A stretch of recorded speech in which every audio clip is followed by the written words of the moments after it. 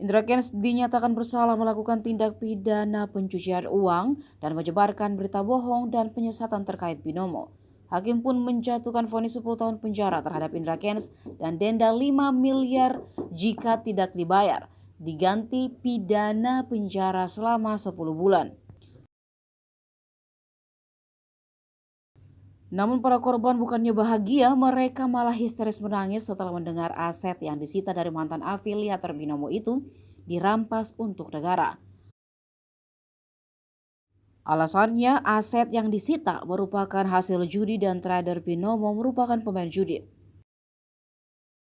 Hakim awalnya menyatakan tidak sependapat dengan tuntutan jaksa yang meminta barang bukti kasus Indra Kents dikembalikan kepada saksi korban melalui paguyuban trader Indonesia Bersatu.